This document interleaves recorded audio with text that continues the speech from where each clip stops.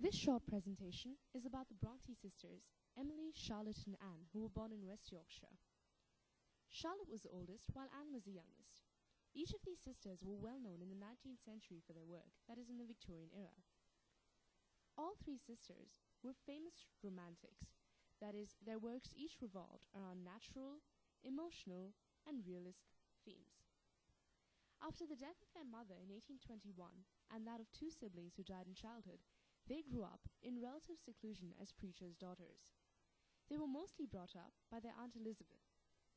They all attended different schools and were also taught at home. Unfortunately, the Bronte sisters were left alone at an early age in their isolated home, and so they constituted a separate literary group, which neither had predecessors nor has successors. There is not a Bronte line that exists among authors of realist and naturalist novels. These three very talented sisters created several novels written at first in secret and published under fictitious pen names. Each sister chose the name of a man. Charlotte Bronte chose Currer Bell. Emily wrote under Ellis Bell, whereas Anne wrote under Acton Bell. There were other famous female writers, such as George Eliot, whose actual name is Mary Ann, who followed through with this idea.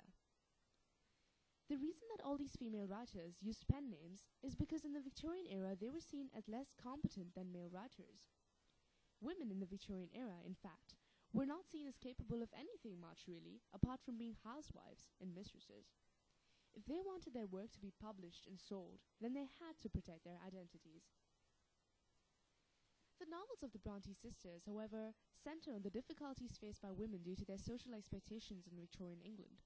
Women of that time had few employment opportunities and were dependent on the men in their families or the men who employed them.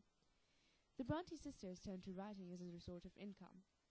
Most of these novels can be seen as hints of early feminism, where the protagonist struggles to gain independence.